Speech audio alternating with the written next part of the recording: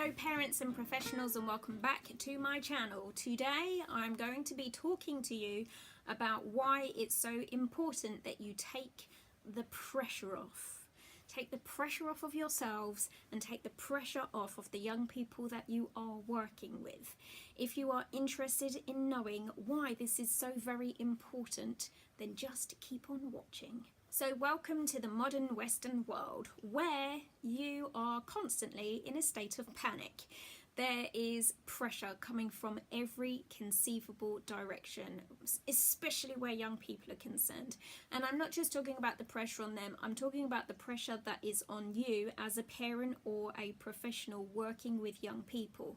Whether it's pressures to make sure that they achieve in the way that they should be achieving, pressures to make sure that they are living in a healthy way, pressures to make sure that their mental health is in check, pressures to make sure that they live a social and well-rounded life, pressures to make sure that they are learning in every possible way from every conceivable direction and avenue that life could offer them. It's a lot of pressure. And you too are probably rushed. You are working hard. You do not have enough hours in the day, and you are doing your best. The truth is, we've fallen into a trap where we've come to believe that by doing more, we are doing better. And that is not true. This is my stern face. It is not true. I have a little test for you if you'd like to do it. Here's what you're going to do. You're going to grab a pen and a piece of paper. You're going to time the next part of the exercise. So have your pen and paper there ready and have your timer ready to go. So what often happens for us when we are so busy and so under pressure is we end up multitasking and trying to squeeze in too much into too short a space of time. Now, you might think that you're great at multitasking, but let me tell you, multitasking doesn't work.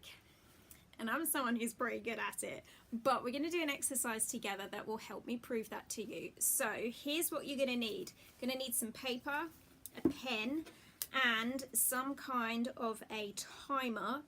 So let me just bring up the stopwatch on my phone. Here is part one of the exercise. In a second, when I say start, you're going to write out the alphabet from A to Z. And then you're going to go back to it, and for each letter you're going to write its corresponding number. So A would be 1, B would be 2, C would be 3, D would be 4, and so on. But it's really important that you do it in that order. So alphabet first and then the numbers afterwards. I'm going to time myself, and you can time yourselves too, and we'll see how quickly we can do that first part of the challenge. Alright, my pen is at the ready, the start button's at the ready, and go. Alphabet's done. 1, 2, 3, 4. And stop. Oh my god, I put myself under so much pressure. I actually wrote that STU is 12 instead of 21. I had to scribble it out, but there it is, okay? My scribbly writing. So A1, B2, C3, D4, blah blah blah blah blah. I did that in 44.45 seconds. Okay, so let me just make a note of what that was. 44.45 seconds. So just to prove the point that multitasking doesn't work, we're going to do the exercise in a slightly different way now, and I apologize for the sound of the lawnmower. It's just the way it goes. Okay, so this time around we're going to write, and we need to scrap that so that we're not looking at it. We cannot see what it says. Okay, so I'm going to reset my timer, and now I'm ready to go again, but this time I'm going to go A1, B2, C3. So it's exactly the same process, but rather than writing the entire alphabet and then all of the numbers, I'm going to do both of them simultaneously, and we'll see if this affects my timekeeping, okay? And I promise not to cheat. So timer's set back to 0. Pen is ready to go, and start. Oh! Okay, a bit too dramatic. Okay, I think I was pretty quick there. I managed to get all 26 letters, so that's good. And the numbers still added up. It's actually a little bit neater this time. I think I actually, all things considered, I actually think I did pretty well there. I was pretty quick. However, here's my time. 26 1.10 seconds. So I am, how many seconds slower? I'm almost 2 seconds slower. Now, I've done this exercise before. I'm a little bit adept at multitasking, if I say so myself. So I anticipate that my score is probably going to be significantly better than most other people's. The fact that I only lost 2 seconds is actually quite a surprise to me. In most cases when I do this exercise with people, the time between the 2 different exercises is significantly greater when they are trying to do the numbering as they go along, as opposed to doing the 2 jobs separately. So what use is this exercise to you? Well, aside from proving that multitasking doesn't work, my point is that the more pressure we are under, the more we tend to end up multitasking in order to get everything done. But aside from the multitasking side of it, maybe there is a lesson in here about the fact that everyone might do a little bit better if they are under less pressure. In fact, there have been studies done that prove that a happy workforce is a more efficient workforce.